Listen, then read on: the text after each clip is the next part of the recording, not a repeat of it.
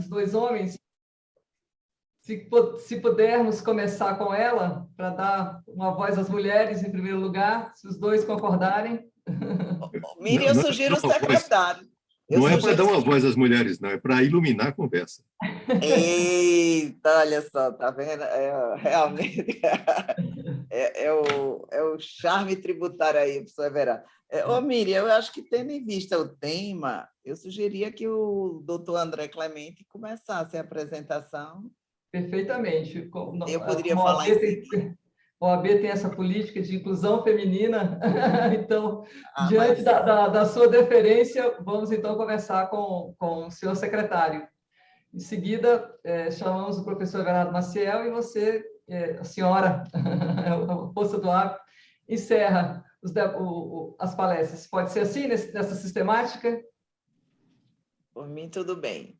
Bom, então, boa noite a todos, em nome da Ordem dos Advogados do Brasil, seccional do Distrito Federal, duas boas-vindas para a nossa reunião ordinária da Comissão Especial de Reforma Tributária, hoje com um tema de grande importância e de grande discussão no ambiente tributário. Trazemos à pauta o projeto de lei 2337, em curso perante o Senado Federal, e que traz impactos em diversos setores, especialmente o nosso olhar, o olhar do OAB, seria agora para estados e para o Distrito Federal. Nós sabemos que o projeto de lei, do jeito que caminhou na Câmara dos Deputados, e diante da sua célere aprovação no plenário da Câmara, entendemos que é um projeto de lei com pouco discutido, pouco debatido e que, eventualmente, pode trazer graves distorções ao sistema tributário, especialmente se nós pensarmos em estados e o Distrito Federal. Vivemos um momento de pandemia gravíssimo, nós sabemos que os estados e os municípios, em especial, foram chamados a responder por boa parte da pandemia, através do SUS e de todos os seus sistemas de saúde. Então, diante desse momento, com tantos impactos na economia brasileira e com tantas dificuldades que nós temos, não só no cenário nacional, como também no internacional, a discussão sobre o projeto de lei se traz necessária. Gostaria, então, para melhor do que ninguém, três grandes especialistas vindo da carreira do fisco.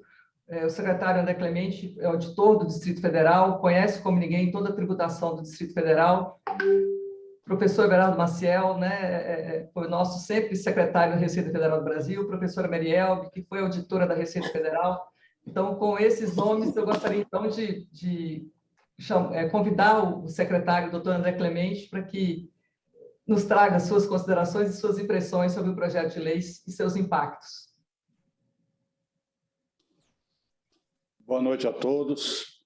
Em nome do nosso secretário, professor Everardo Maciel, quero cumprimentar todas as demais autoridades e ex-secretários e ex-servidores aqui que participam com a gente. Em seu nome, doutora Miriam, cumprimentar aqui todas as mulheres presentes, todos os advogados que aqui estão também. Não tenho dúvida de que trata-se de um público extremamente seleto, especialistas e conhecedores do tema, e com certeza será um debate profícuo e engrandecedor aqui para todos, principalmente para mim, que na gestão aqui das finanças e defesa dos interesses do Distrito Federal, preciso de colher diversas impressões para que possamos avançar para opinar e tratar de questões tão relevantes. Você bem diz que trata-se de uma proposta muito importante, que tem grandes impactos em toda a forma federativa de existir, de se organizar do nosso Brasil. E por isso demanda muita análise, muito cuidado. Nós já percebemos em outros momentos que as reformas tributárias em cenários muito mais favoráveis não avançaram. E não avançaram por quê? Porque havia necessidade de equilibrar algumas premissas que são necessárias para avançar em reformas tão importantes. Em matéria tributária, qualquer reforma que venha a ser discutida, qualquer grande alteração, precisa, obviamente, garantir simplificação, garantir redução de carga tributária para empresas e pessoas físicas, garantir aumento de arrecadação e garantir preservação das competências dos entes federados, garantir o Pacto Federativo. Sem essas premissas, em cenários muito mais favoráveis, cenários políticos, cenários econômicos, né, sem pandemia, já não conseguimos avançar. Nesse momento, penso que não será diferente. As propostas que estão em curso, algumas já no Congresso, outras duas protocoladas, apresentadas pelo Poder Executivo, falta discussão, falta certeza de que as premissas, né, de redução de burocracia, de preservação de arrecadação, de que efetivamente essas reduções de carga tributária vão reverter para proveito econômico dos entes federados e da sociedade. No Distrito Federal, não seria diferente do que a gente vem acompanhando em outros estados, principalmente discutindo com outros secretários de Fazenda, com técnicos, né, com diversos agentes de orçamento. Hoje é impossível você discutir qualquer questão tributária sem uma visão orçamentária, sem uma visão de retorno social também em bens e serviços. Nós percebemos que os impactos são brutais nas economias dos estados e municípios. No Distrito Federal, há uma repercussão no FPE, que é o Fundo de Participação dos Estados, há uma repercussão no Fundo de Participação dos Municípios e há uma repercussão na retenção que é feita na folha de pagamento e na prestação de serviços de fornecedores ao Distrito Federal. Esse impacto no ano ele é estimado, com essas reformas que estão em curso do imposto de renda, em torno de 384 milhões, Miriam. 384 milhões significa mais de 10% da arrecadação anual do imposto de renda no Distrito Federal. Todos sabem que os estados, os municípios têm a competência para arrecadar o imposto de renda da folha de pagamento, da retenção e dos pagamentos que fazem a fornecedores seus, de produtos e serviços.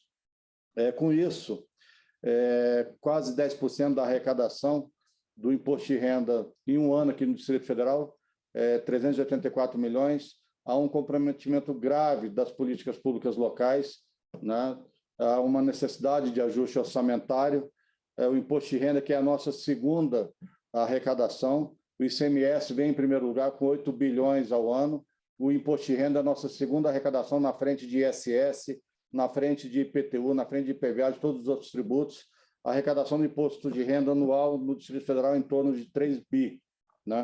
Então, são essas as considerações iniciais que fazemos, de que é inoportuna essa proposta, seja ampla, seja fatiada. Ela não resolve o problema tributário do Distrito Federal, ela não desonera bens de produção, ela não desonera o consumo, ela continua com toda a burocracia que lhe é peculiar, ela entra na competência federativa dos entes, afetando parcela importante necessária ao seu planejamento, ao seu orçamento, no momento de enfrentamento à pandemia, de tentativa de equilíbrio das contas públicas, de atingimento de metas fiscais, coisa que no Distrito Federal nós estamos conseguindo, Miriam, graças a uma postura adotada desde o início de não esperar as grandes reformas, de não esperar as grandes providências, o ambiente nacional ser propício. Iniciamos aqui todo um trabalho de simplificação tributária, de desburocratização, colocamos todos os serviços da economia, 430 serviços no ambiente digital. O cidadão hoje ele consegue acessar, fazer seus pagamentos, fazer seus parcelamentos, informações, demandar serviços, tudo no ambiente digital. Fizemos também um grande programa de recuperação no meio da pandemia, tendente a dar saúde financeira e fiscal às empresas, aos cidadãos. Um programa fiscal, Miriam, que foi ousado, que avançou em descontos mais agressivos. Nós tínhamos aqui no Distrito Federal, na dívida ativa, Miriam, e essa é a realidade de todo o país, da União, dos estados e municípios, grandes problemas com a dívida ativa. Nós tínhamos débitos inscritos em dívida ativa de 1966, ou seja, se todo o sistema até hoje não foi capaz de resgatar esses créditos, de dar saúde fiscal às pessoas jurídicas, às pessoas físicas, então nós precisávamos avançar em alguma ação inédita e conseguimos, durante a pandemia, fazer um refis que durou apenas 60 dias, que foi o refis mais agressivo de todos os tempos no Distrito Federal, e ele sozinho foi o dobro da negociação de créditos de todos os outros refis somados no Distrito Federal. O único refis aqui, no momento da pandemia, que ficou apenas 60 dias abertos, negociou 3 bilhões de reais, Miriam. A soma de todos os outros concorreu o quê? Para apenas 1,5 bilhão negociados. Esse refis, no meio da pandemia, permitiu o ingresso de 600 milhões de reais, que trouxeram capacidade não só de financiamento de políticas públicas essenciais, saúde, segurança, educação, combate à pandemia, programas sociais nesse momento sensível, como também permitiram uma disponibilidade financeira que nos trouxe uma reposição, uma recolocação na avaliação no rating que a STN faz com a Capag. Nós saímos pela primeira vez no Distrito Federal, em meio à pandemia, da Capag C para a Capag B, melhorando o nosso ambiente de negócio, possibilidade de operações de crédito e, com isso, já viabilizando no ano em curso mais de 1 bilhão de reais de créditos novos para investimento e mais de 2 bilhões para o ano que vem já para investimento. Também ajustes na carga tributária que fizemos aqui nesse período, desde 2019, fizemos em 2020, no momento da pandemia, ajustando a carga tributária e com a redução de alíquotas, Miriam, conseguimos aumentar a arrecadação em áreas específicas, mostrando que, quando você elimina o peso morto de impostos, aquele peso que desequilibra a oferta e a procura, a formação do preço, você acaba criando um ambiente, redirecionando gastos e aumentando a arrecadação. Os números estão aí, não é só teoria, não é só tese, fizemos aqui no âmbito do Distrito Federal aquilo que era possível fazer e não esperamos as grandes reformas, como a tributária, como a administrativa, como a política, que vem colocando alguns estados aí numa situação de espera e retardando aí benefícios locais e comprometendo toda a economia estadual. Então, são essas as considerações preliminares. Já passo aqui para os demais e coloco à disposição para qualquer debate também. Muito obrigado. Senhor secretário, muito obrigado pela sua participação, por suas colocações. Identificamos a importância do imposto de renda na arrecadação do Distrito Federal e também dos estados, e com a fatia que eu confesso, senhor, que eu desconhecia. São números sensíveis e números que exigem de nós, operadores do direito, uma reflexão maior sobre os projetos de lei, especialmente do imposto de renda que estão no Congresso Nacional. É sempre desafiador pensarmos em soluções e, como o senhor bem trouxe, a redução de carga tributária, em muitos momentos, traz elevação e, acima de tudo, uma injeção para a economia, que, ao meu sentir, é o mais importante nesse momento que nós vivenciamos. Senhora professora Meriel, podemos inverter um pouco, a senhora nos brindar com a sua participação agora e, ao final, o professor Everardo faria o encerramento? A senhora concorda? Claro, claro. Gosto sempre de ouvir o professor Everardo ao final para aprender mais um pouco. Meu mestre Everardo Maciel, aprendi muito com ele, o que eu faço de errado já foi assim, a aluna que já não foi tão boa. Senhor secretário, é um prazer ouvi-lo. Doutora Miriam, é uma alegria enorme atender o seu convite e fazer parte da comissão de reforma da OAB-DF para exatamente a gente fazer esses debates. Doutor Vitor, vários amigos que estão aí, a Daci, Jussara, Rachid, então tem vários amigos aí assistindo. E pela primeira vez, secretário, eu vou falar a mesma coisa que o secretário da Fazenda falou. Não é incrível isso? Porque, geralmente, o secretário quer arrecadar mais, e, com toda razão, o Estado precisa arrecadar, etc., mas a gente, como contribuinte, também quer que pagar com justiça, Mas, realmente, com essa reforma, nós dois chegamos ao ponto em comum. A reforma foi apressada, foi feita sem transparência. Na última hora, as pessoas chegando, o texto que ia ser votado, as pessoas nem estavam sabendo o que estava sendo votado. E isso deixou de transparecer para todo mundo quais os fundamentos econômicos e quais as perdas e ganhos, quem ganhou e quem perdeu, e quanto vai sobrar finalmente para ser aplicado. A única conclusão que a gente pode ter de imediato é que, mais uma vez, a União ganha. Por quê? Porque ela mexe no imposto sobre a renda para reduzir, e, no caso, tem que ser reduzido, volto já a falar sobre isso, mas a CSL, que é dela, ela não diminuiu. E a probabilidade de diminuir, veja, é uma coisa interessante. Se forem reduzidos os benefícios, se houver aumento de arrecadação, ou seja, temos uma tributação de CSL agora vinculada ao futuro invisível e indeterminado. Então, veja que insegurança para a empresa ela lidar com esse tipo de coisa. Né? Então, qual vai ser a carga? Bom, não fiquem ansiosos, porque vai ser 9% mesmo que não vai baixar. Já conheço toda a estrutura, o histórico de tributação, CSL não vai baixar. Agora vem a seguinte questão, baixará o imposto sobre a renda? Eu ainda acho que não vai passar essa reforma, né? Ela tem que ser aprovada até dezembro, ser convertida em lei, né? Para que seja aprovada.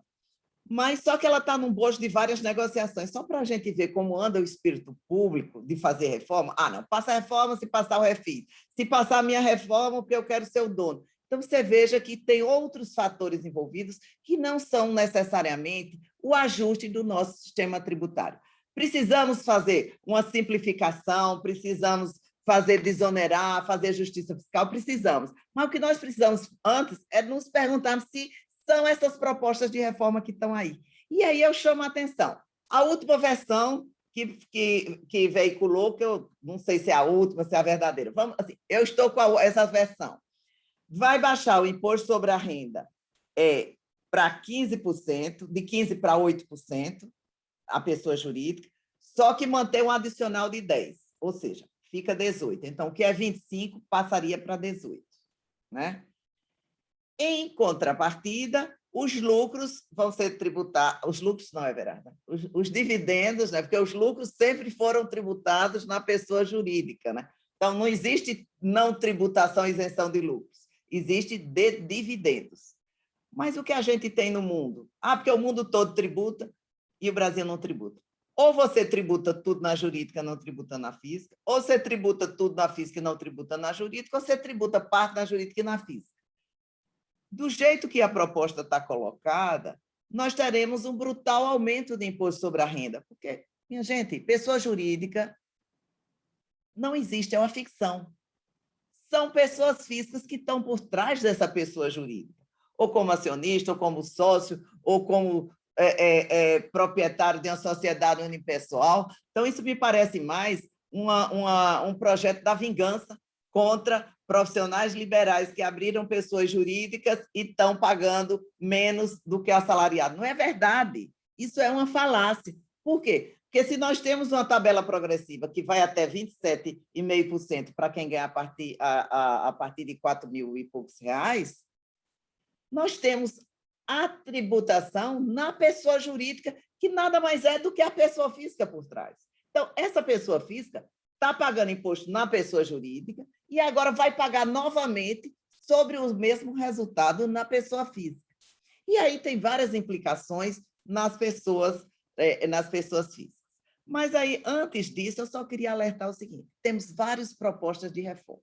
Então, temos a do IR que faz isso. Então, hoje a pessoa jurídica só paga 34% e, quando se mudar, vai passar a pagar 42%.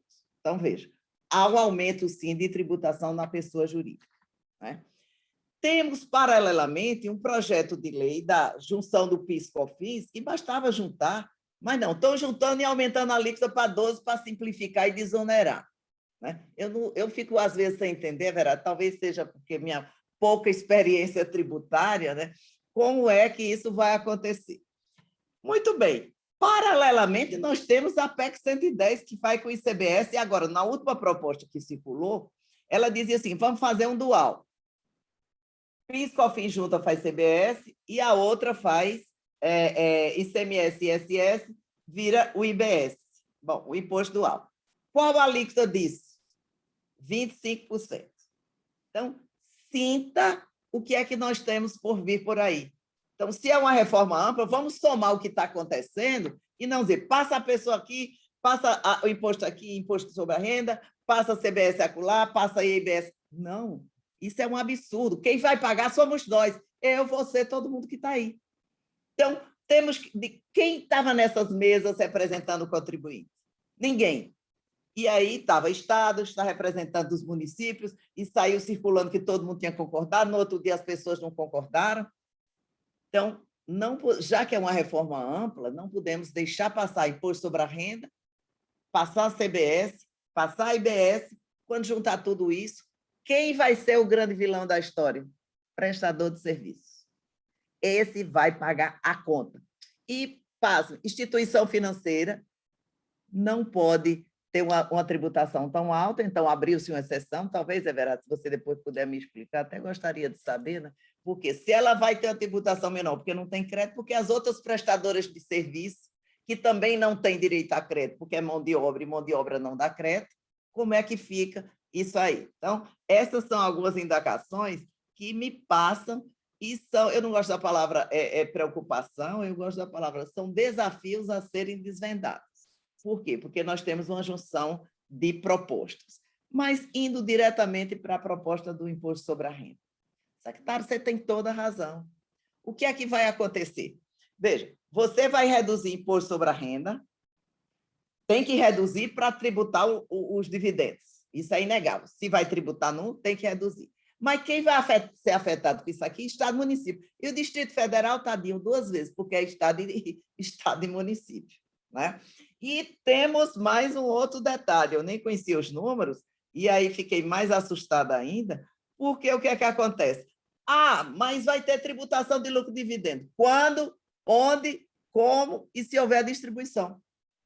Então, veja só, o Estado e o município vai perder de imediato aqui na fonte, por sinal, até o Supremo decidiu recentemente que a tributação na fonte realmente é dos estados e é dos municípios, né? Mas reduzindo a tributação, e eu volto a dizer, tem que reduzir para tributar o dividendo, mas reduzindo, isso vai afetar com certeza a arrecadação de estados e de municípios.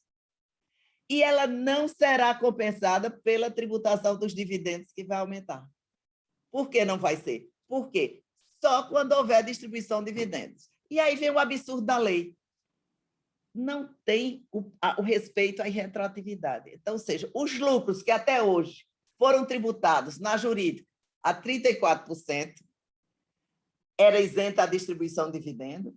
Então, já foram tributados na jurídica com a alíquota cheia de hoje, vão novamente ser tributados na distribuição se não houver a preservação da retroatividade da lei.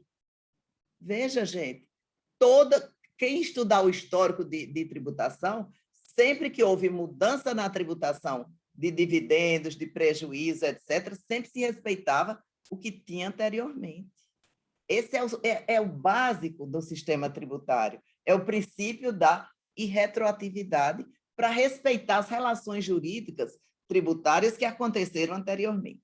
Então, realmente, do jeito que as coisas estão colocadas, vão ser reduzidos Fundo de Participação dos Estados, Fundo de Participação dos Municípios, e aí eu fico pensando, por que os estados e os municípios estariam concordando com essa proposta? Será que é na esperança de passar a CBS e passar a IBS lá? Então, essa é uma indagação que eu fico, assim, às vezes, sem entender. Né? Os representantes das empresas prestadoras de serviço, com certeza não estão concordando.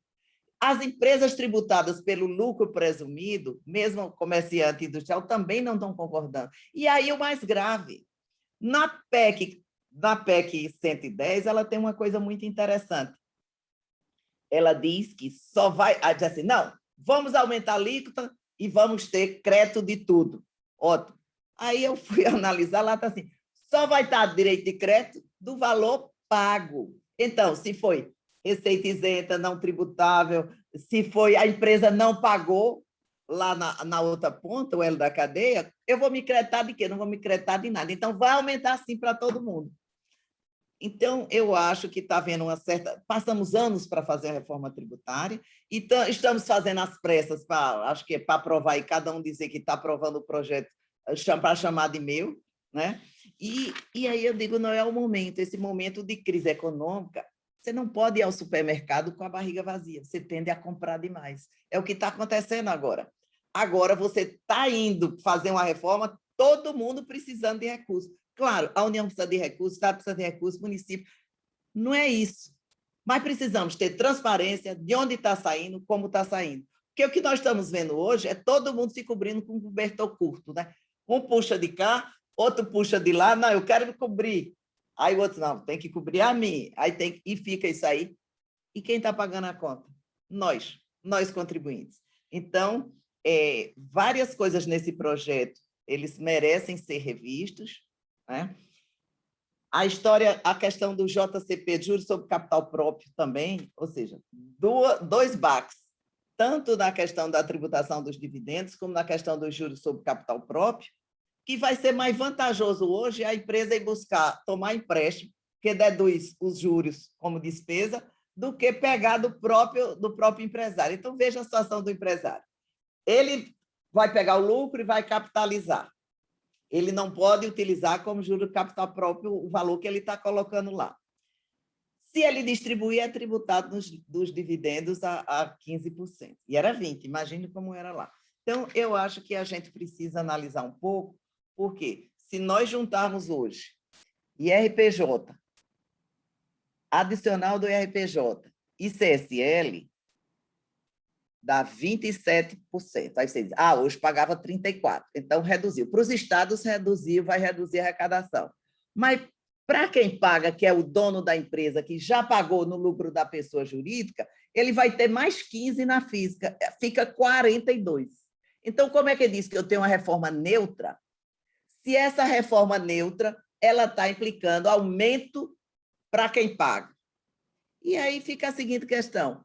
Os estados e municípios estão sendo prejudicados na arrecadação. Onde é que está esse valor que está sendo pago a mais? Porque hoje era pago 34%. E dividendo é uma receita eventual que se faz, cada empresa, no seu momento que quer distribuir. Então, não se pode fazer nenhuma projeção com essa distribuição de lucro e dividendos. E eu ainda digo mais, eu estou dizendo para todos os meus clientes, todas as palestras que eu digo, o seguinte, se for aprovada realmente essa tributação de lucro e dividendos, tem que distribuir imediatamente todo o passado. Ou se coloca na lei uma emenda preservando a retroatividade, ou todo mundo tem que distribuir de imediato, e aí vai descapitalizar as empresas. Então, veja, aí isso vai ter baque na economia. Economia essa que já está sofrendo com a crise da pandemia. Então, eu acho que está faltando realmente um senso mais de coletividade, de cidadania, para ver o geral do que está acontecendo e não cada um ver sua reforma para chamar de seu. E aliado a tudo isso, pessoa jurídica 42%, tributação de lucros e dividendos. CBS vai ser 12% sobre o faturamento, não dá nem para a gente misturar as grandezas, porque um é sobre o faturamento e outro sobre o lucro, e temos a probabilidade de ter o IBS de 25%. Qual a economia que vai aguentar essa supercarga tributária? E aí veio a máxima que está sendo dita por todo mundo. O Brasil vai bombar de investimentos. Eu estava conversando com o Everardo antes de começar. Outro dia eu estava num debate, eu disse, minha gente, de onde é que vem a bombação? Qual é a prova de que vai bombar? Porque todo mundo está aprovando essa reforma, dizendo o seguinte, a economia agora vai bombar, vai ter investimento, vai ter isso. Com base em quê?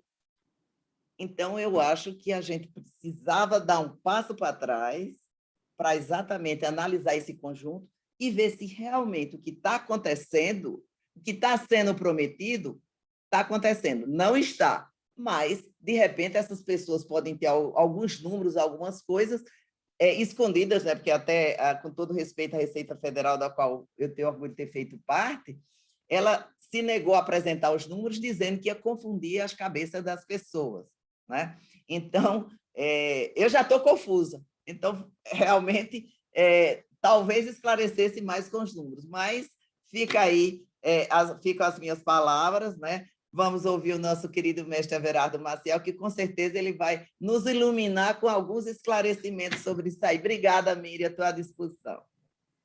Muito obrigada, professora Marielbe. Realmente, cada vez que nós pedimos, solicitamos esses números, queremos esses números, eu confesso que eu já pedi tantas vezes que eu tenho receio de ser mal educada. E sempre vem a negativa com a falta de informação dos números. E isso nos preocupa enormemente, ainda mais com essa velocidade que os projetos de lei estão tramitando nas casas do Congresso. Mas eu sei que todos estamos com o tempo bem apertado, gostaria então de, mais uma vez, convidar o professor Everardo Maciel e agradecer a participação dele, nos premia hoje, sempre com a sua experiência e com o seu conhecimento ao longo desses anos todos. Professor Everardo, boa noite. Boa noite. Eu quero, primeiramente, cumprimentar todos, em particular, faço na pessoa da doutora Miriam Lavocá e também nas pessoas do que me dividem comigo esse evento, a minha amiga Mary Elbe, e do secretário André, que é meu longínquo sucessor, eu que fui secretário da Fazenda também do Distrito Federal há 31 anos passados, ele é um bom tempo, e cumprimentar todos que estão aqui nos ouvindo, em especial, vejo aqui vários amigos, Charles Dickens, o Eduardo Almeida, e, em especial, cumprimentar o meu amigo Jorge Rachid, esse sim, foi meu sucessor imediato na Secretaria da Receita Federal. Bom, a questão que foi posta para mim era examinar, discorrer sobre as repercussões da proposta de imposto de renda sobre as receitas dos estados, municípios e Distrito Federal. E eu vou começar dizendo que esse é um problema simples, porém difícil, como eu procurarei mostrar ao longo dessa intervenção. E antes mesmo, e por isso mesmo, eu vou me fixar muito na questão do projeto do imposto de renda e não sobre outras propostas autodesignadas de reforma tributária. Uma reforma tributária, ou qualquer reforma tributária, ela deve, como primeiro passo, ter clareza sobre que problema quer resolver. Você tem um diagnóstico de problemas, tem um inventário de problemas, e como todos sabemos, cada problema tem mais de uma solução. Não existe um problema que só tem uma solução. Esse é um dogmatismo pobre, um dogmatismo sem nenhum nexo. Bom, avaliar as soluções, para isso precisa compartilhar informações. E, por fim, nesse curso, verificar também as restrições às soluções, particularmente aquelas de índole constitucional. E aí eu nomeio duas delas fortíssimas, que é o Pacto Federativo e o princípio da capacidade contributiva. Para, afinal, tendo uma solução que percorreu este caminho, negociar, isto mesmo, é negociação com os interessados.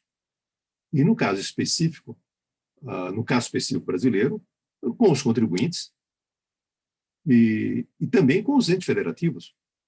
Isso não é uma tarefa de alguém chegar com a solução pronta e acabada e dizer vai ser isso, por isso, não sabe nem por que está fazendo aquilo. Então, vejam o caso do imposto de renda. Disse muito bem, André, que qualquer mudança nas regras do imposto de renda terá um impacto, para mais ou para menos, no caso do Distrito Federal, no Fundo de Participação dos Estados, no Fundo de Participação dos Municípios, também no imposto de renda retido na fonte dos funcionários, do imposto de renda também retido na fonte da prestação de serviço. E, André, eu acho que você também deveria explorar, penso eu, também a repercussão, que é geral, na receita corrente líquida, com impacto, portanto, direto sobre o Fundo Constitucional do Distrito Federal, relacionado especificamente com o financiamento das despesas com educação e saúde.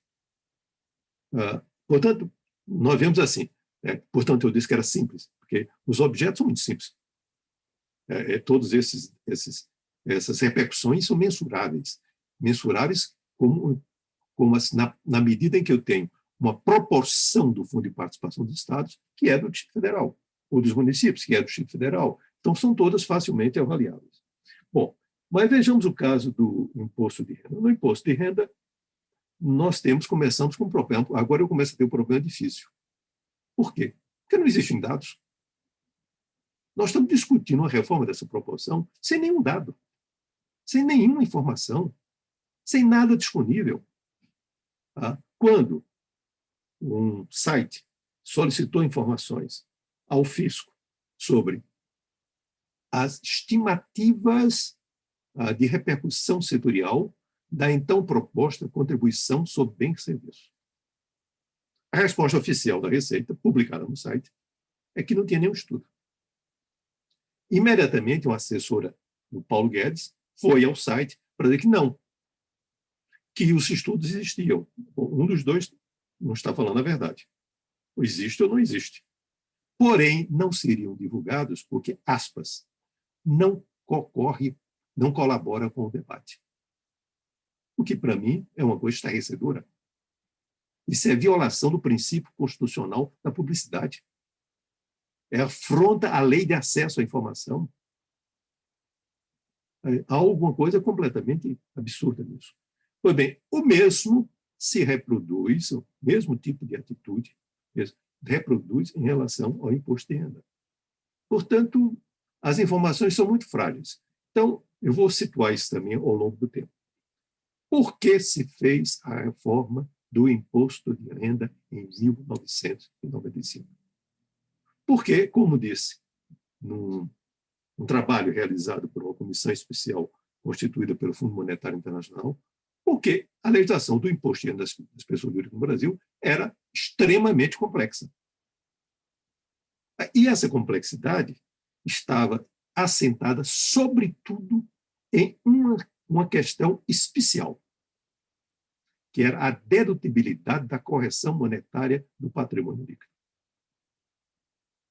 Correção monetária essa, que foi concebida nos anos 60 para prevenir o que se disse à época, a incidência da tributação sobre lucros ilusórios, ou seja, lucros que, em verdade, decorriam da inflação e não lucros reais.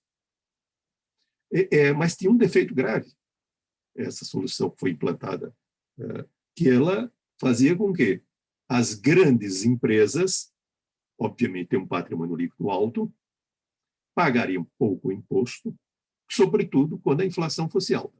Então, uma combinação de inflação alta com patrimônio líquido alto, portanto, grande empresa em processos hiperinflacionários, não paga nada de imposto. E era isso que acontecia.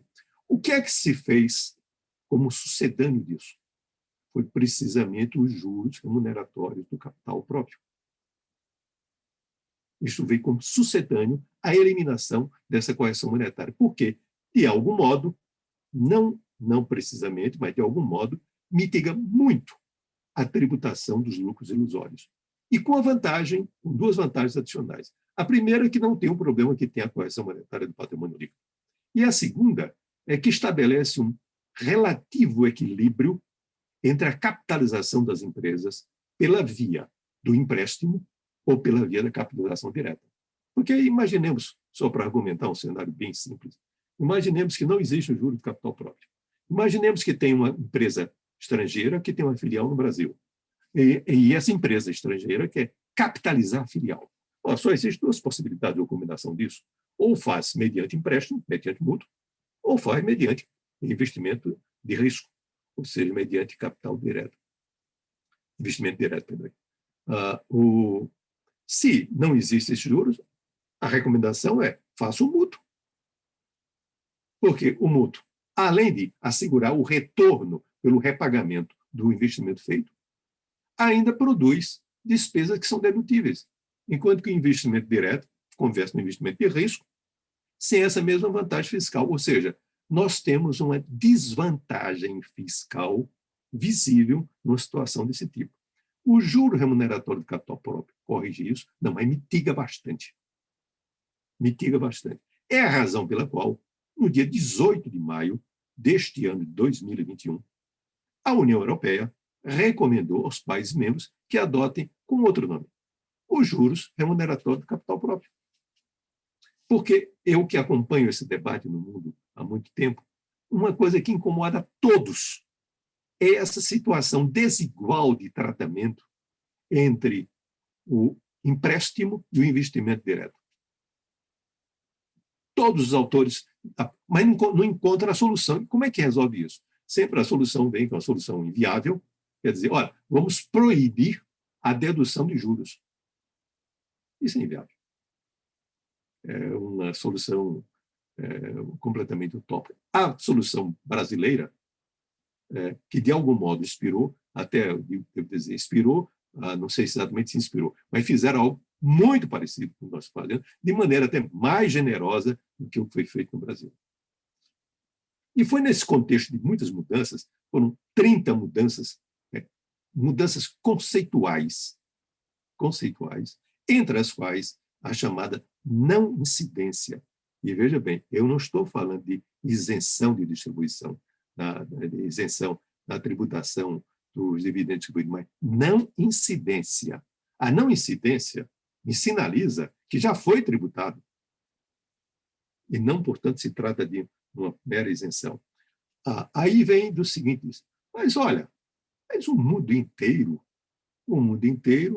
tributa lucros e dividendos. Ora, existem 3 maneiras de tributar, só isso.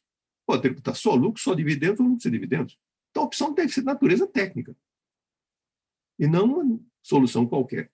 E, tecnicamente, eu não tenho a menor dúvida de apontar que a tributação exclusiva dos lucros é uma solução tecnicamente superior a qualquer outra.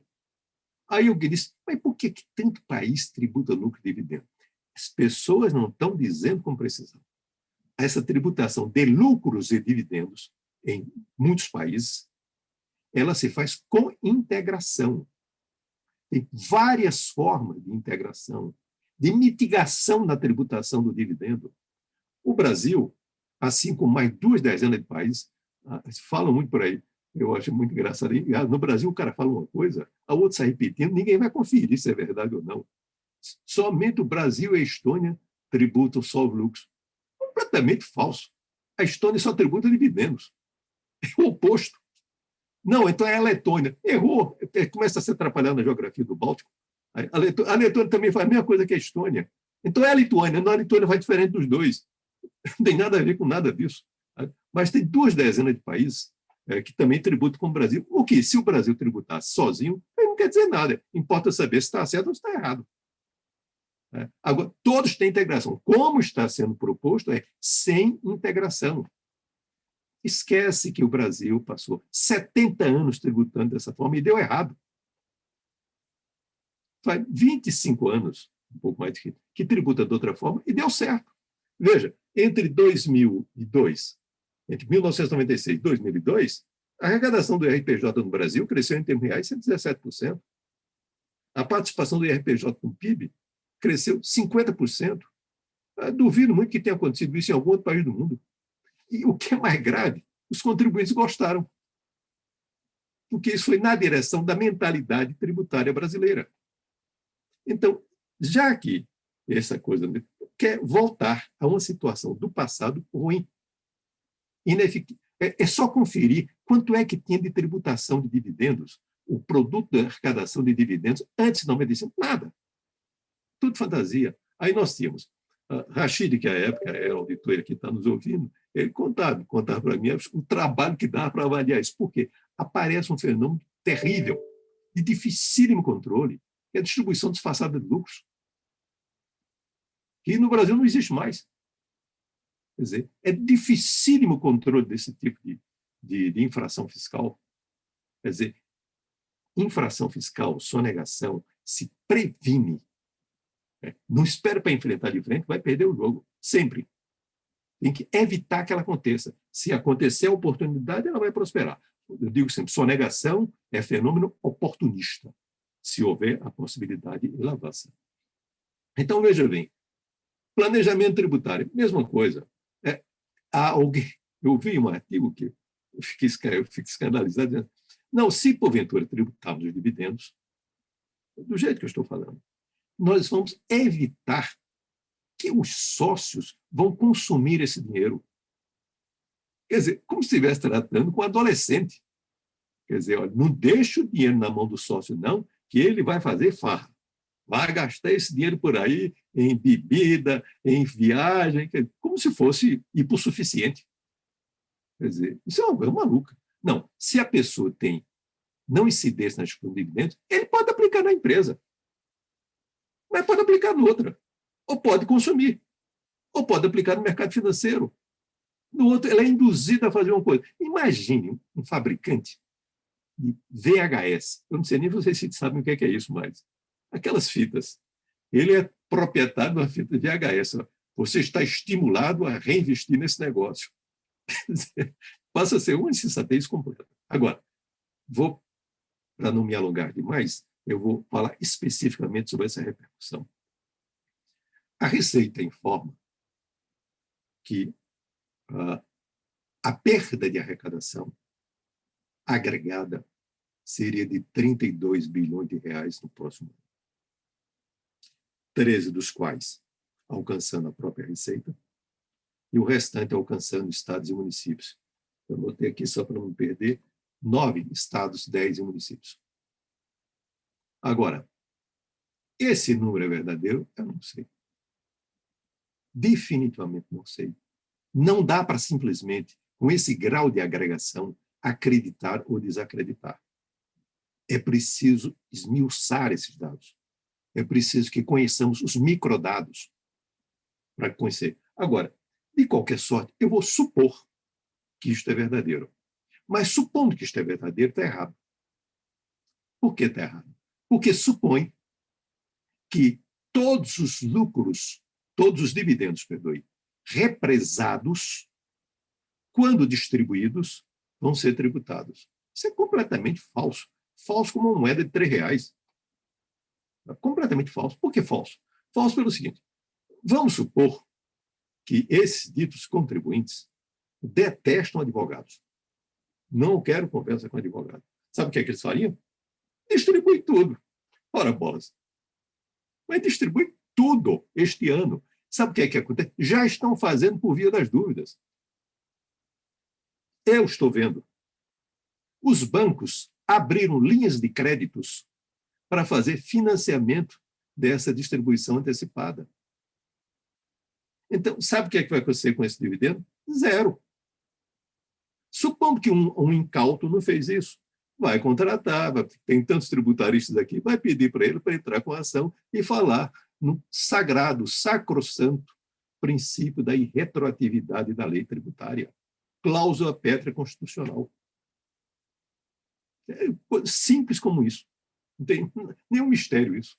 Então, não há hipótese de ter essa tributação de dividendos. Ou, porque ele já distribuiu, tá? Distribuiu com a vantagem se os bancos, quem descapitalizou todo mundo, descapitalizou capital de giro, vai descapitalizar porque ele tem que distribuir, ele vai matar capital de giro.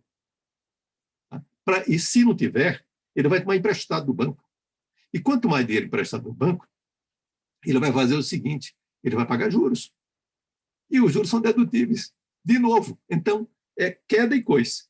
Queda e coice. Quer dizer, então, portanto, significa dizer, tá? Isto é completamente inviável.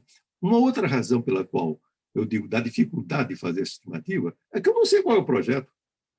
Tem um projeto andando. É aquilo mesmo? Ou será outro? Ou outro? Ou nenhum? Todas essas possibilidades existem. Portanto, fica difícil, portanto, fazer uma repercussão. Agora, eu digo assim, à luz do que eu vi, à luz do que a minha experiência autoriza dizer, tem queda brutal de arrecadação. Queda brutal de arrecadação. Porque por todos esses esquemas de planejamento tributário. Para quem não conhece, planejadores tributários são profissionais de altíssima qualificação. Ninguém está dando a menor bola para isso. A gente dá um jeito, não paga nada. Aí desaparece a tributação de dividendos por 3, 4 anos. Agora, em um país que está uma crise fiscal iminente, com a inflação chegando a 2 dígitos, com o câmbio lá em cima, com uma crise energética, com uma crise hídrica, com problemas na economia internacional, que alcança um ou outro desses fatores que eu aqui citei, quer dizer, isto passa a ser uma irresponsabilidade. Quanto aos números? Quanto aos números, só existem 2 possibilidades. Ou o Estado tem esses números e não divulga, isso é deslealdade, ou não tem e não divulga, nesse caso é irresponsabilidade. É desleal ou irresponsável. Não tem outra opção de julgamento. Qualquer coisa diferente disso não faz o menor sentido. E nessas circunstâncias inventam uma coisa, inventa outra. Tem 1000 penduricários colocados lá. Cadê a tributação dos investimentos offshore? Por que é que sumiu? Por que é que entrou e por que sumiu? Isso não é dito à sociedade. Aí, de repente, se descobre, Pandora Papers, descobre que tem muita gente com a aplicação dessa ordem. Como é que explica isso? Isso fica uma coisa esquisita. Quando você tem telhado de vidro, cuidado, não fique jogando pedra, não. Porque ela pode bater em você. Fica uma coisa arriscada. Então, quando me perguntaram, e eu falei isso pela imprensa, se eu achava que existia ilegalidade disso, eu disse, a ilegalidade se prova. Não posso dizer que é ilegal. Eu digo, se atendeu esses pressupostos, que eu até admito que atendeu, tem ilegalidade alguma. Existe conflito de interesse. O conflito de interesse só pode ser em caso concreto. Eu não posso ter uma presunção de conflito de interesse. O que é que foi feito, o que é que aconteceu. Fora disso, não existe. Agora, o que existe é o seguinte, o que existe é uma quebra do discurso político. Como é que eu chego para vocês e lhe digo, invistam no Brasil, o Brasil vai bombar? Muito bem, senhor. E onde é que está o seu dinheiro? Não, eu, o Via da Ajuda, deixei o meu dinheiro lá fora, porque pode ser que não dê certo isso aqui. Quer dizer, isso envolve uma perda de autoridade, essa autoridade republicana, de dizer as coisas como devem ser e fazer com que as pessoas o façam pelo exemplo dado. É o exemplo que constrói isso. Eu faço assim, eu me arrisco assim, mas não, eu não me arrisco. Quer dizer, são todas coisas esquisitas. E aí vem, por fim, uma coisa que eu queria abordar, é que nesse grau eu já chamei assim, nesse manicômio chamado Brasil, começam com coisas do seguinte tipo, nós precisamos aprovar esse projeto para dispor de recursos para aumentar o valor do Bolsa Família. Muito bem. Então, o senhor está dizendo que o projeto é superavitário em termos de arrecadação. Porém, ele é deficitário. Não entendi. Quer dizer, ele é deficitário e vai financiar. Quer dizer, você vai financiar um aumento de despesa com perda de arrecadação? Não, não é. Isso não é compreensível. Isso é o que eu chamei, isso é dissonância cognitiva. Ele está dizendo uma coisa e apontando coisa exatamente o oposto. Então, conclui o oposto. Mas o que é que está atrás disso? Como é que a sociedade brasileira pode ser tratada dessa forma? Isso, portanto, é assintoso, é desrespeitoso com a sociedade brasileira, é não republicano, no final de contas, isso. Bom, alguém me disse hoje, não, mas tem muita gente que não está ficando contra. Sim. Sabe por quê? Porque houve negociação para tirá-lo da lista de fuzilamento. Então, vamos tributar as microempresas para estar assim. Não, tira a microempresa, porque então está ótimo. Roberto Campos tem uma expressão para definir isso que eu acho muito, muito bem apropriada. Chamava isso de violinista de campo de concentração. Vamos colocar todo mundo na câmara de gás. Não, aquele você tira que ele é violinista. Ele fica tocando violino aqui enquanto o pessoal vai para a câmara de gás.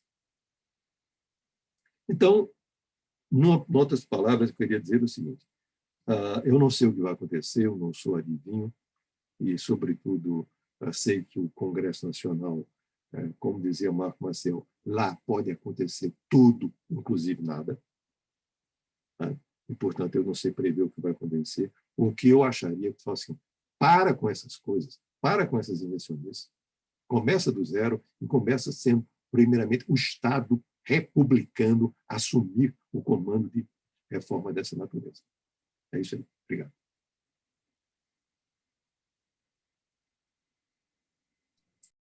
Muito obrigada, professor Everardo Maciel. As lúcidas palavras. Acho que nós estamos na quarta reunião ordinária da Comissão Especial de Reforma Tributária e um ponto tem sido sensível em todos os encontros. É necessária uma proposta tributária que seja discutida, seja amplamente debatida por todos os operadores de direito, por todas as casas, enfim, pelos contribuintes, Eu acho que o momento inspira e requer muito cuidado, muito zelo. Como o senhor bem trouxe, nós temos uma situação no Brasil muito peculiar, saímos de anos de inflação, anos de, né, de Selic altíssimo, enfim, de um cenário econômico muito diverso e diferente do resto do mundo. No nosso último encontro, nós tivemos a aprovação do PL 2337, como bem disse a Marielbe, nós nem sabíamos qual seria a versão final. Nós estávamos ao longo da reunião com a sinalização de que não seria levado a plenário, e de uma hora para outra foi levado a plenário, e as propostas eram tantas e tão sucessivas que eu confesso aos senhores que até hoje eu não tenho certeza do que foi aprovado.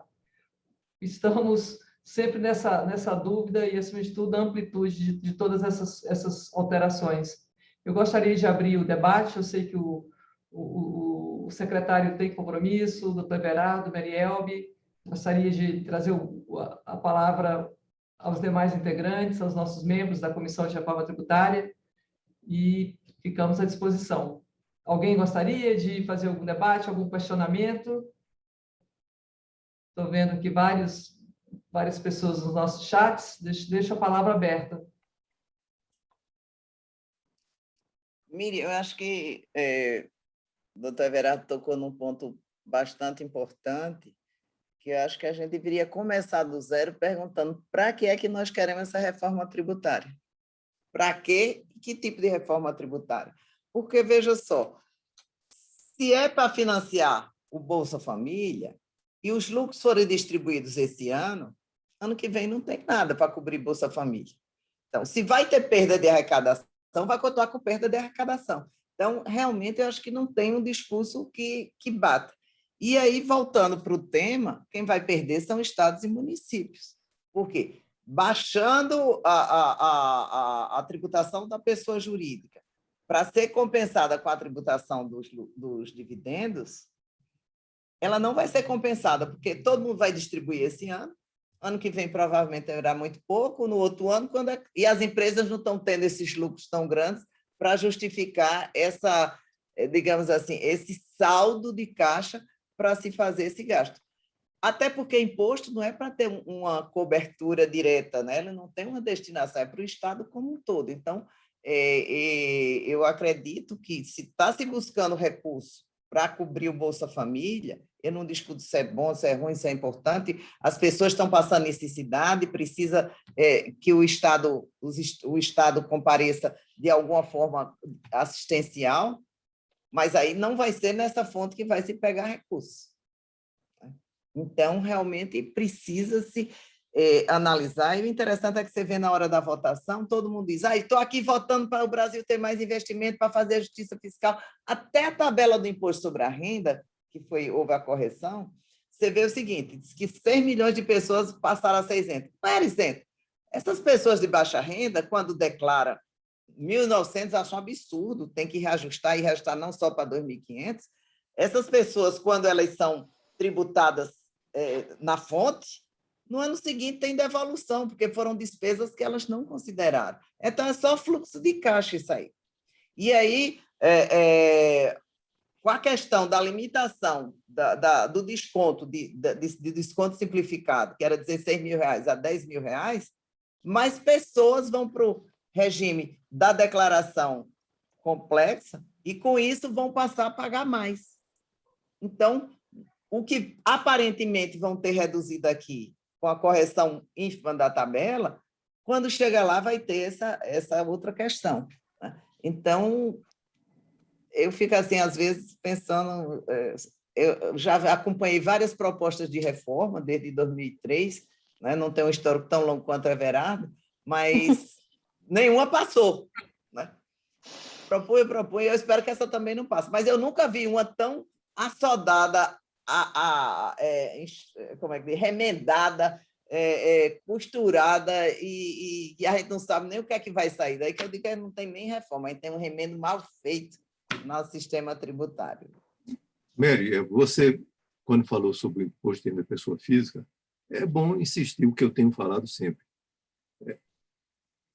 Essa elevação de 1.900 para 2.500, nas pessoas que estão entre essas duas faixas de renda, o ganho mensal máximo é de R$ 7,20. Não compra um quilo de pão. Por mês. Entendeu? Por dia não, um quilo de pão por mês. Quer dizer, isso é sequer visível. Ninguém vê isso, não. Isso é só demagogia. Não tem outra razão de ser. Agora, a ideia... E como é que fez a Espanha? A Espanha, agora, em abril, constituiu uma comissão formada por economistas, tributaristas e servidores do Estado para desenhar um modelo para a tributação do futuro. Que isso não é discutido aqui. Nós estamos com os faróis voltados para trás, pegando modelo tudo assim, é para trás.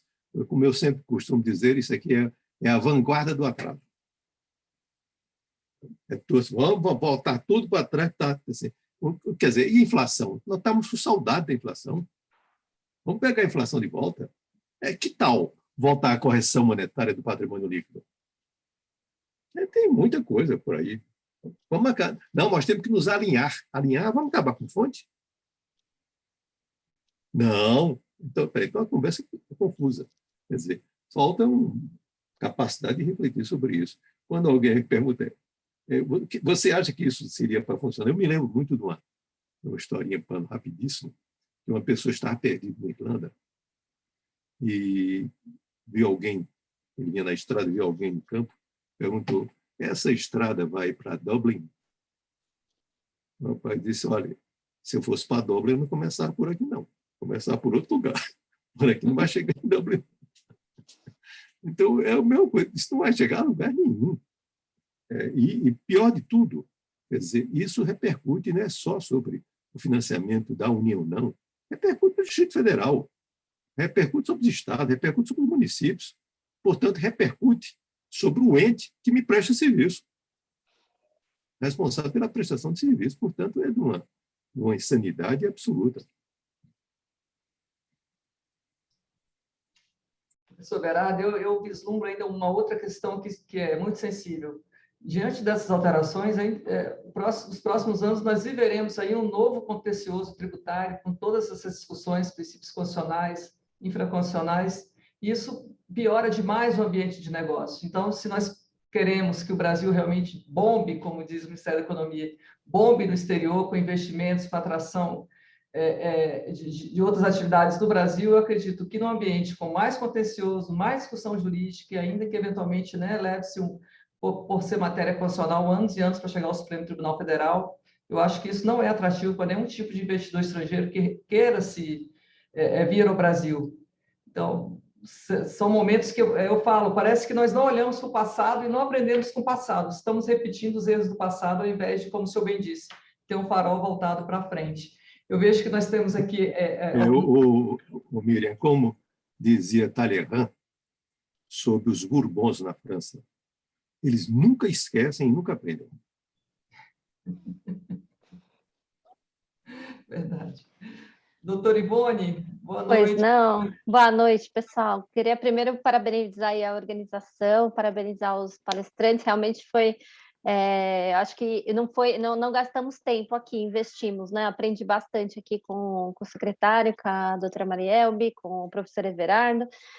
Queria aqui falar com o doutor André, secretário André, que atualmente agora eu estou trabalhando numa empresa que tem muitas atividades em Brasília e realmente a administração de Brasília comparada com outros municípios estados realmente é uma referência. Então, quero aqui convalidar a sua fala e dizer que eu me surpreendi positivamente com algumas atitudes e com algumas acessibilidades que a gente tem dentro da gestão do Distrito Federal.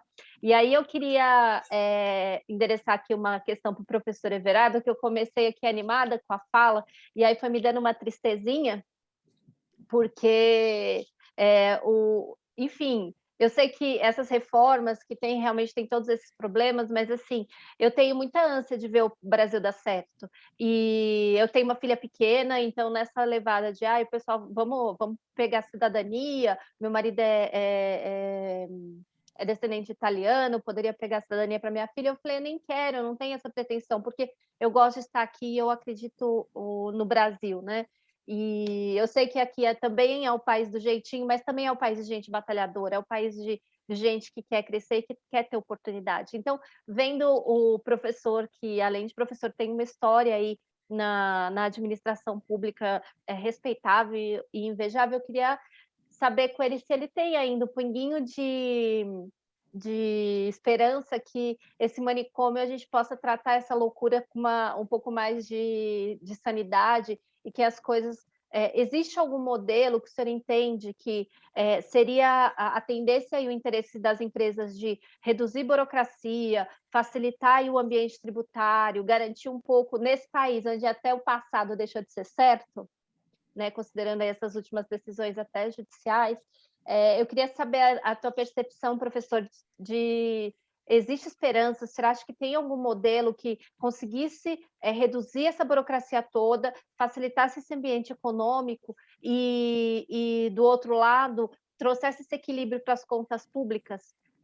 Aí eu queria ter ouvir um pouco do senhor a respeito disso. Não, Ivone. Primeiro, assim, essa primeira questão que você levantou, se eu tenho esperança nisso, eu acho que na minha idade e com a minha experiência, a gente vive continuadamente a chamada contradição que foi proposta por Gramsci, que é o conflito entre o pessimismo da razão e o otimismo da vontade, que é um conflito insuperável e permanente.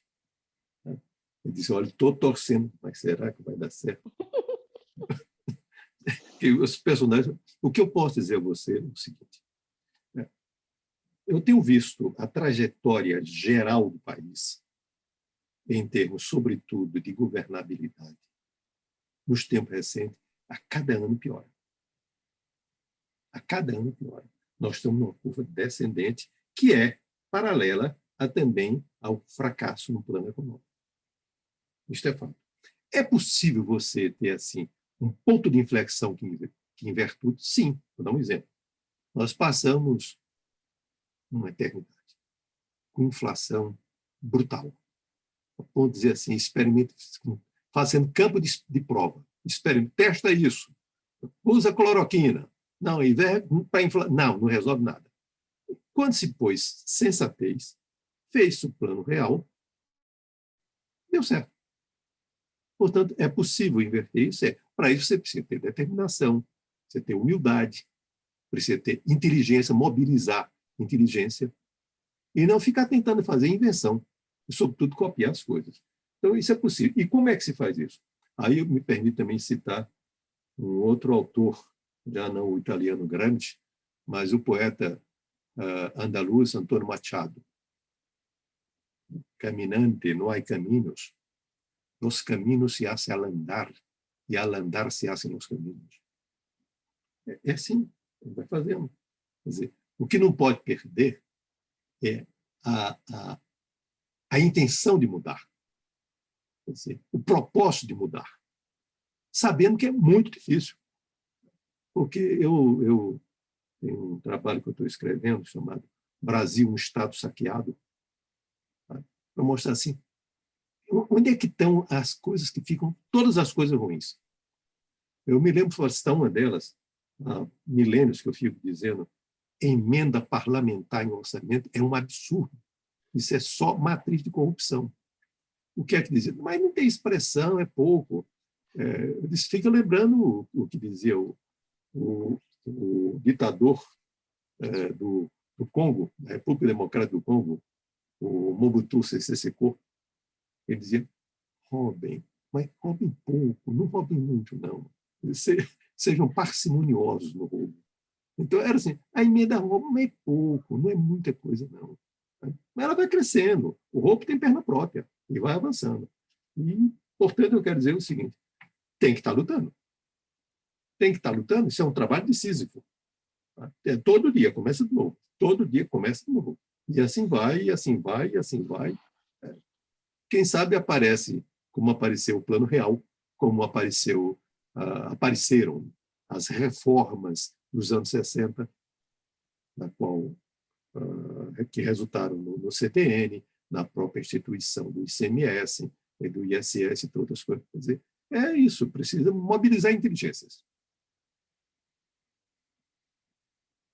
Obrigada. Eu acho que essas discussões que a comissão está propondo, acho que já é uma semente para mobilizar esses questionamentos, trazer à tona os pontos positivos, os negativos e buscar aí um plano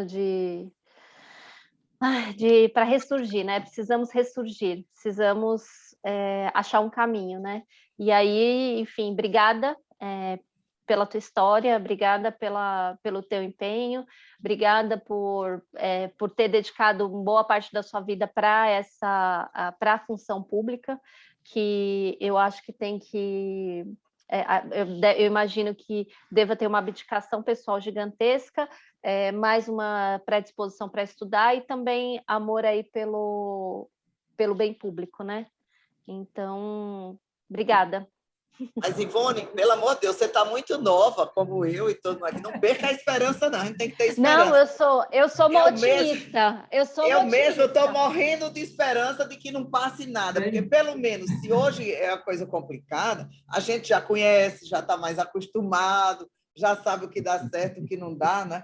Mas inovar para piorar, aí realmente... Eu não sei não, Marielbe, eu sou novinha, sabe? Eu estou nessa discussão só faz uns 2 anos, então sou novinha. Não é nada. Eu estou há 20 anos no seu constante de faturamento e renda. Eu estou descobrindo. Alguém sabe? Não. E se souber, o Supremo vai modular, porque é daí para frente. Né? Depende. Afeta os cofres públicos ou não? Senhoras, o debate está extremamente animado com a experiência e com a vivência dos nossos palestrantes de hoje. Nós temos aqui um pedido da professora Radassa. Eu só vou cometer a indelicadeza, professora, eu sei que é muito difícil pedir isso para um advogado, ainda mais com uma professora renomada como a senhora, mas como os nossos palestrantes têm outros compromissos, eu ia lhe pedir gentilmente, se possível, nós pudéssemos encaminhar as perguntas para que nós possamos, em seguida, encerrar o evento. Claro, na verdade, assim, eu ia trazer um pouco de luz para toda essa discussão, já que a gente está aqui dentro, né, desse cenário também, e pontuar com que a minha musa inspiradora da vida, que é Marielbe, com o meu professor mestre Everardo Maciel, aprendendo um pouco aqui com o secretário André, mas era para colocar uma questão muito especial para esse debate, que não termina aqui, né? Ele continua. Para que nós queremos a reforma? E aí, quando a doutora Marielbe traz esse ponto, e o professor Everardo, ele reitera isso, a necessidade de você pensar uma mudança que seja, que traga uma melhoria, né? Que não retorne e traga esses caminhos. Eu vou deixar, então, para o nosso pensamento. Então, assim, eu queria que eles falassem um pouco, mas eu vou deixar para o nosso pensamento. Por que nós queremos mudar o imposto de renda? E se o que nós queremos mudar do imposto de renda? O que a gente precisa mudar do imposto de renda? E pensar sobre esses principais pontos, porque a gente, assim, falar em imposto de renda de forma muito genérica, tem diversas bases e diversas discussões ali dentro que são os entraves. Então, o que a gente precisa mudar realmente? Uma proposta de reforma induz um momento de instabilidade. E será que o que nós queremos mudar precisa ser mudado no momento em que nós estamos vivendo? E principalmente com o imposto de renda, que é um dos, né, o secretário André traz, que é um dos principais pilares da questão da arrecadação. E pensar em reforma tributária não seria discutir um modelo ou uma repercussão para o ajuste de receitas do que a gente pretende como política. E essa discussão, porque assim, a gente fala assim, a reforma está sendo apressada, e aí alguns falam, não está, porque a gente está discutindo há 30 anos. Não, nós não estamos discutindo o PL 2337 há 30 anos. O PL 2337 foi apresentado agora. Então, assim, as bases das discussões, elas existem, mas a gente precisa ter um alinhamento das discussões. E aí eu ia pedir para eles fazerem um bate-bola um pouco sobre isso, mas eu respeito o tempo deles. Na verdade, assim, eu fui brindada com a oportunidade de estar numa mesa, né, olhando para essas pessoas, ouvindo, aprendendo nessa noite. Então, foi um investimento de tempo excelente, um poder rever nesses tempos de pandemia. E, Miriam, parabéns pela sugestão, parabéns por esse encontro. Agradeço a oportunidade de ter aqui expressado um pouquinho, assim, no final, só a minha alegria de ter partilhado um pouco, né, ouvindo um pouco aqui de vocês falando. Obrigada, de verdade. Seu secretário, doutor André Clemente, a palavra está com o senhor. Dizer que o crescimento e o aprimoramento e a honra são recíprocos, né, Miriam? Todos, a Ivone, a colega que acabou de falar também, fazem importantes reflexões. E eu fiquei aqui olhando o Everardo, o doutor Everardo e a Merielbe falando, e há uma convergência que vai além da questão filosófica, que o Everardo faz muito bem, que vai além da questão do mérito, que é a questão do método, né? Eu não consigo planejar sem conhecer, eu tenho que conhecer os dados. E quando os dados não estão na mesa, não significa que eles não existem, né? O doutor Everardo foi secretário da Receita Federal, conhece toda aquela estrutura, sistemas técnicos, diversos economistas estatísticos, gestores competentes, doutor Rachid também, que uma vez eu ouvi presidindo na Comissão Interamericana de Administração Tributária, o CIAT, também com diversos representantes do mundo todo, né? Preocupação científica com a obtenção de dados para a tomada de decisões, e a gente vê que isso não está presente nesse momento, né, doutor Everardo? E a gente começa a pensar, será que há um distanciamento entre a cabeça que pensa, que escreve, que apresenta, e o corpo que tem toda a musculatura, né, que seria capaz de fazer esses projetos terem uma razoabilidade, terem um fundamento? Eu acredito que pode ser por aí. Porque nós sabemos que na administração tributária, nós trabalhamos hoje pensando já no ano que vem, nas projeções, no ano seguinte. Aqui em Brasília, nós temos um planejamento estratégico para Brasília 2060, onde todas essas questões vêm à tona, qual a tributação do futuro, qual o mundo do futuro, qual a mobilidade, quais serão as necessidades do futuro, e a gente tem que se ajustar, porque isso a gente não faz em cima da hora. E o que a gente vê acontecendo no cenário nacional é isso, né? É um olho no retrovisor, copiando aí em tese, né? Modelos que nem sabemos se existem e que tem tudo para não dar certo aqui. Então, a questão é essa, é uma mentalidade científica diante de tudo isso, né? Tanto de nós que estamos aqui debatendo, e aí, Miriam, muito oportuno também provocar esse debate, esse tipo de encontro durante a evolução dessa reforma, porque ainda tem muita coisa para acontecer, assim como de outras que vão vir também. Doutora Merielbe questiona muito bem qual a razão dessa reforma estar aí, né? É uma questão de vamos apresentar qualquer coisa, né? Já estamos aí no 3º ano de governo, partindo para o último, né? Um ano eleitoral ano que vem, né? Ou realmente quer se criar um ambiente de investimento. Ambiente de investimento nós sabemos que não é só carga tributária, né? Nós sabemos que tem a questão da segurança jurídica, que é fundamental, a questão da desburocratização, depois a questão da carga tributária, a infraestrutura econômica, capacidade para crescer, tecnologia, né, políticas públicas, e tudo isso é pesado, né? Então, não vejo nesse projeto capacidade para trazer um ambiente de investimento e acho que não vai atingir a finalidade proposta, muito menos de melhorar as finanças, de melhorar a arrecadação. E aí o doutor Everardo tem pertinência no que fala quando alerta que a receita corrente da União também, uma queda nela, uma má gestão da tributação na área federal vai repercutir no Distrito Federal, sim. Nós temos aqui um fundo constitucional de 16 bilhões para financiar toda essa estrutura da administração pública federal na capital federal, por ser a capital federal. Então, tudo isso são custos e preocupações que nos trazem. E lembrar aqui, doutor Everardo, não sei se o senhor lembra, mas a nossa história aqui não é só a cadeira que o senhor ocupou aqui no Distrito Federal, mas o senhor me deu posse em 1995, quando eu passei no concurso de auditor. Eu tive a honra de vê-lo trabalhando e a forma como o senhor cuidava das finanças aqui e depois na Receita Federal e depois em outros lugares por onde passou. Então, é uma honra, sim, estar aqui. E muito obrigado, Miriam, pela oportunidade. Senhor secretário, doutor Zé Clemente, gostaria de agradecer imensamente pela disponibilidade de estar conosco nesta noite, em nome da Ordem dos Advogados do Brasil, seccional do Distrito Federal, em nome da Comissão Especial de Reforma Tributária, nosso agradecimento, e ainda mais com todas as contribuições que o senhor nos trouxe pelos números elucidadores e as perspectivas de um Distrito Federal nesse cenário em que nós estamos atravessando. Mais uma vez, muito obrigada. Professora Marielbe, suas considerações finais? Miriam, quero agradecer e parabenizar por esse movimento, porque eu acho que a gente tem que se posicionar, a gente tem que, como formador de opinião, tem que esclarecer a população, porque até as mídias não estão bem informadas e os parlamentares, principalmente. Você vê que eles chegam lá para votar e estão votando pelo desenvolvimento do Brasil, pela justiça fiscal, o discurso até parece copiado, e, na realidade, quando você vai ver a consistência, a substância do que estão votando, eles desconhecem os impactos. E eu não gostaria realmente de, daqui a 2 anos, gostaria que tivesse outros temas novos, né? E não voltar a discutir novas reformas tributárias para consertar os ajustes das outras.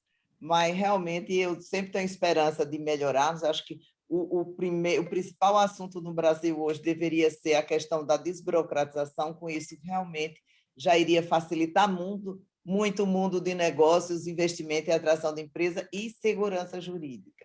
Hoje, a gente está tendo várias inconsistências, julgamentos que vão, vêm, modulam, e isso causa insegurança jurídica e impacta na atração de investimentos.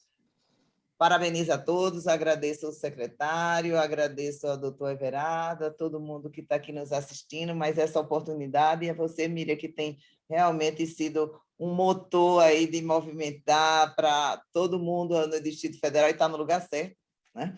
Para fazer esse movimento, para ver se a gente consegue, de alguma forma, contribuir para que, se sair alguma reforma, ela não seja para pioria, e sim para melhoria do nosso sistema tributário. Obrigada, querida.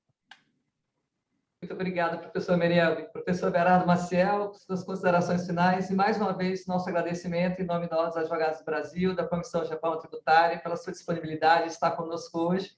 E realmente eu confesso, senhor, cada vez que eu assisto suas palestras, as suas intervenções, eu fico ainda mais atraída pelo direito tributário. Eu vejo que ainda temos muito, temos muito a fazer. Esperamos poder contribuir de alguma forma com a cidadania fiscal, que é o princípio e a essência de tudo. Professor, muito obrigada. Primeiramente, eu quero me associar aos comentários feitos pelo André e pela Marielbe quanto à relevância, quanto à indispensabilidade da segurança jurídica para fundamentar investimento nesse país. Só que eu acrescentaria uma outra que é muito próxima, mas é distinta, é a segurança institucional. Segurança institucional, essa que eu não reconheço no país. Nós temos muitos abalos institucionais e nós ficamos nos alegrando, sim, tem de algum modo que se alegrar, porque elas não caem. Assim, não é nos alegrar porque elas não caem, elas têm que funcionar harmonicamente, com independência, com equilíbrio. Quer dizer, eu não vou entrar em detalhes sobre isso aqui, porque isso ficaria fora. Agora, quando alguém me pergunta, e onde é que está a origem disto? Primeiro teve aquela coisa assim, vamos ver se arruma dinheiro com isso, com esse projeto de reforma do imposto de renda. Mas também tem outra coisa que me faz lembrar o seguinte, há muitos anos, eu estava conversando com Gilberto Freire, e Gilberto me disse uma coisa que me deixou muito intrigado. Ele disse, Everardo, o Brasil é uma Rússia americana. Rússia americana por quê, mestre? Ele disse, porque o traço mais presente na história do Brasil é a arrogância dos governantes. Esse é o traço mais comum. Depois eu vi Evaldo Cabral de Mello, nosso maior historiador, dizer a mesma coisa. Ele disse que se tiver que escrever em algum livro, ele quer escrever sobre a história da arrogância no país. Aquilo que os gregos, na mitologia, falavam de ubris, que era a combinação de orgulho com arrogância, que todas as vezes, todas as histórias da mitologia, de Ilíada e tudo mais, havia o castigo dos deuses exatamente por essa combinação de orgulho e arrogância. Quando isso fica visível, patente, quando eu vejo um ministro da Economia, quando vai falar de precatório, diz, devo e não nego, pago quando puder. Você deve, quem deve é o Estado. Assumiu o Estado é ele, é como hoje, dizendo, eu não abro mão de tributar dividendos. Como não abre mão? Como que a arrogância é essa? Você é dono do país? Está tratando com a senzala? Isso aqui é um território de súditos, quando, de fato, a rigor é de cidadãos? É isso que uma república tem? Mas, afinal de contas, o que fazer? E dando a resposta, para encerrar, eu me lembrei de um episódio, um livro que eu gosto muito, leio muito, Milênios, que é Alice no País das Maravilhas. Essa peça fantástica desse grande matemático nosso, Lewis Carroll. E quando Alice chega na encruzilhada, pergunta ao gato, qual o caminho que eu devo tomar? E o gato responde, para onde você quer ir? Se não sei, eles tomam qualquer um. Se você sabe para onde vai, toma qualquer um deles. Então, isso parece com o nosso Brasil. Primeiro que eu quero saber, você quer ir para onde? O que é que nós queremos fazer? O que é que se quer fazer? Não, a gente faz assim, constrói uma solução. Aí outra vez me lembro aqui de outro personagem, grande personagem da literatura, que é o siciliano Luiz Pirandello. Ele escreveu um livro fantástico, apavorante a leitura dele, que é 6 personagens à procura de um autor. Você imagina o desespero de um personagem que não tem autor. Então, como eu fico vendo então, esses projetos de reforma tributária? São projetos de reforma tributária atrás de um problema. A procura de um problema. Qual o problema? Não sei o problema, mas vou atrás de um problema. Bom, e com isso, de maneira, portanto, mais bem-humorada, eu encerro a minha exposição agradecendo a atenção de todos e o convite da OAB-DF. Muito obrigada a todos que estiveram conosco nesta noite, muitos colegas, muitos integrantes da Comissão de Reforma Tributária, vários colegas também advogados de fora de Brasília. Fico muito feliz pelos debates, pelas contribuições, e ficamos inteiramente à disposição, caso algum colega queira endereçar algum questionamento aos debatedores da noite, por favor, só encaminhar para o e-mail da Comissão Especial de Reforma Tributária, que nós transmitimos, então, aos nossos convidados dessa noite. Mais uma vez, muito obrigada a todos que estiveram conosco. Mais uma vez, muito obrigada, secretária Ana Clemente, professora Meriel, professor Everardo Maciel. E diante desse agradecimento, eu me despeço, desejando a todos uma excelente noite. Até logo.